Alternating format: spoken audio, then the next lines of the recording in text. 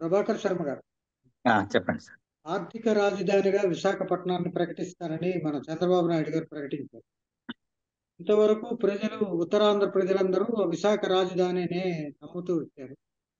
మీకు తెలుసో లేదో, టంగుటూరు ప్రకాశం పంతులు గారు ముఖ్యమంత్రిగా ఉన్నప్పుడు మీకు ఆంధ్రపత్రికలోనే విశాఖను శాశ్వత రాజధానిగా చేయాలని ఒక తీర్మానం కూడా జరిగింది.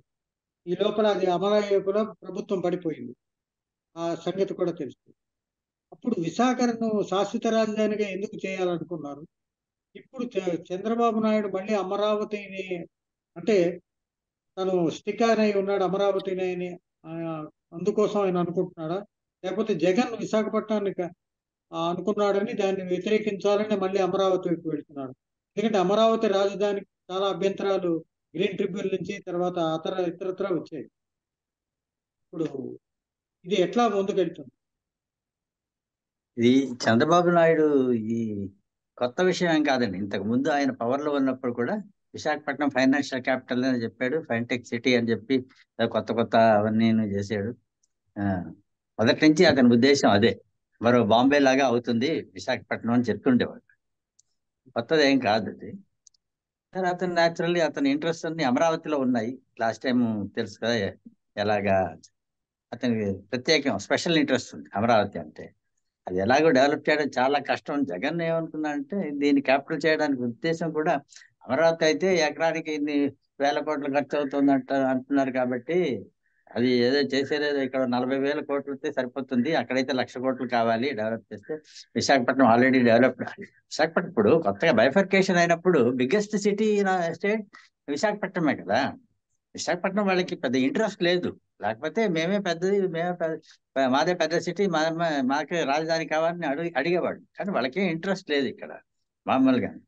బిగ్గెస్ట్ సిటీ అందరికీ తెలిసిందే, విజయవాడని ఎప్పుడో ఓవర్టేక్ చేసింది. ఏది లేట్ 80s లోనే ఇట్ ఓవర్టేక్ విజయవాడ. కాబట్టి ఆటోమేటిక్ చాయిస్ ఫర్ క్యాపిటల్. కానీ వద్దనుకున్నారు, వేరే వేరే ఇంట్రెస్ట్ ఉన్నాయి వాళ్ళకి, ఇక్కడ ఇది పెట్టకూడదు అనుకున్నారు. చాలా కృష్ణా